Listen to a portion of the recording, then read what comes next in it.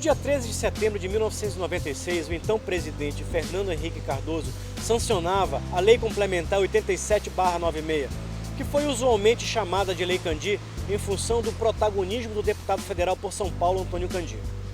Essa legislação ela veio ao encontro da necessidade, naquele momento, de se estimular as exportações brasileiras. Em 1994, o Brasil havia implementado um programa de estabilização macroeconômica chamado Plano Real. E o Plano Real teve como uma das suas âncoras a valorização do câmbio. E essa valorização causou graves desequilíbrios comerciais do Brasil com o resto do mundo. O Brasil passou a lograr, portanto, a partir daquele momento, um déficit crônico na sua balança comercial com o resto do mundo. E a Lei Candir passou, portanto, a estimular as exportações brasileiras a partir de dois mecanismos. O primeiro, a isenção tributária da cobrança do ICMS no ato de exportação de bens primários e semi-elaborados. E o segundo, o mecanismo de crédito tributário, na medida em que as empresas poderiam buscar as compensações pelo ICMS pago na compra de máquinas e equipamentos utilizados em processos produtivos destinados às exportações.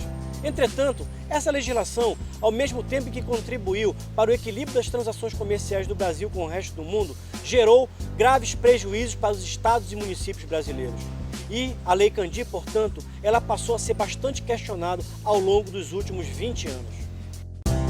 Embora os termos da lei não sejam de domínio da população, os impactos causados pela legislação afetam a todas as classes, principalmente as menos favorecidas, que dependem mais efetivamente dos serviços públicos, como saúde, educação, segurança, saneamento e tantos outros. Uma das principais consequências dessa lei foi a perda de arrecadação dos estados em função da desoneração da cobrança do ICMS no ato de exportação de bens primários e semi-elaborados. De acordo com dados da Fundação Amazônia de Amparo a Estudos e Pesquisas, a FAPESPA, entre 1997 e 2016, os estados brasileiros deixaram de arrecadar 269 bilhões de reais. Somente no ano de 2016, os estados tiveram uma perda de 25 bilhões de reais. É em função disso que nós precisamos rediscutir justos critérios de compensação. No período entre 1997 e 2016, os primeiros 3 estados no ranking das perdas acumuladas são Minas Gerais, com 64,6 bilhões de reais, Rio de Janeiro, com 60,7 bilhões de reais e o Pará, que contabilizou perdas no montante de 35,7 bilhões de reais. Somente no ano de 2016, o Pará perdeu 3 bilhões de reais com a Lei Candir. Não resta dúvida que a Lei Candir vem condenando o estado do Pará a uma situação de periferia, subdesenvolvimento e miséria da sua população. Para se ter uma ideia, as perdas de arrecadação impactam diretamente a capacidade de promoção de políticas públicas. Como foi dito, ao longo de 2016, nós perdemos mais de 3 bilhões de reais com a não cobrança do ICMS nas exportações de bens primários e semi-elaborados. Recentemente, o governo do estado do Pará inaugurou uma escola técnica no município de Santarém com investimento de mais de 8 milhões para atender 1.440 alunos. Somente com a perda do ano de 2016 daria para construir 380 escolas técnicas similares a essa. Daria para construir 2 escolas técnicas em cada município do estado do Pará. Daria, para vocês terem uma ideia, para construir novos 20 hospitais regionais. Não tenham dúvida que o estado do Pará é seriamente prejudicado com a Lei Candir e a população do estado do Pará paga um preço muito alto. Em função disso, nós temos que lutar severamente contra essas perdas. E os municípios também perdem. Não sei se você sabe, mas boa parte da receita dos municípios advém do Fundo de Participação dos Municípios, que são distribuídos pelos estados em função da arrecadação do ICMS. São 25% da arrecadação do ICMS que são destinados aos municípios como Fundo de Participação dos Municípios. Portanto, aquilo que o estado do Pará deixa de arrecadar, 25% deixam de ser, portanto, repassado aos municípios. Se o Pará deixou de arrecadar somente ano passado 3 bilhões de reais, os municípios foram severamente impactados. Entre os 10 municípios que tiveram no ano de 2016 o maior volume de perda temos, em primeiro lugar, Belém, com 141 milhões.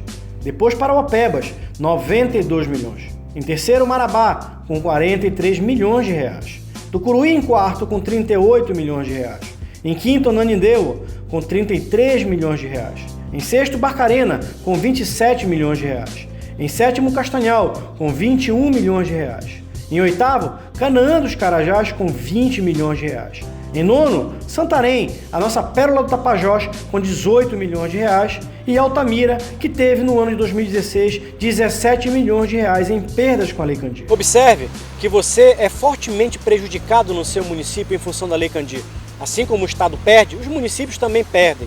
E é em função disso que nós precisamos de unidade, nós precisamos reverter essas perdas e há um caminho para isso. No ano de 2013, o governo do Estado do Pará entrou com uma ação direta de inconstitucionalidade por omissão junto ao Supremo Tribunal Federal. Essa ação foi julgada e, através do voto do ministro Gilmar Mendes, foi deliberado que o Congresso Nacional, no prazo não superior a 12 meses, edite uma legislação complementar que regulamente justos critérios de compensação aos estados pelas perdas de arrecadação com a Lei Candir. Como consequência disto, o Congresso Nacional constituiu uma comissão mista com o objetivo de elaborar uma lei complementar para arbitrar um justo sistema de compensação aos estados. Foi resgatado o projeto de lei 221/98 do então deputado federal pelo Rio Grande do Sul, Germano Rigoto. Esse projeto está em discussão no Congresso Nacional. E nós precisamos, como sociedade, acompanhar essa tramitação. Precisamos pressionar os nossos parlamentares, de modo que nós não tenhamos uma vitória de pirro. A maior preocupação está justamente nos mecanismos que serão arbitrados. O Estado do Pará pode não ser beneficiado em função desse mecanismo. Ademais, se no prazo não superior a 12 meses o Congresso Nacional não conseguir aprovar essa legislação, o próprio voto do ministro Gilmar Mendes determinou que esse sistema de compensação, os critérios, serão arbitrados pelo Tribunal de Contas da União. Esse é o momento de unidade, é o momento de nós botarmos de lado as bandeiras partidárias, é o momento de nós aglutinarmos aqueles que verdadeiramente amam e se preocupam com o Estado do Pará, é o momento de pensarmos um futuro, é o momento de consolidarmos um novo momento para o Estado do Pará. Precisamos estar juntos nesta luta.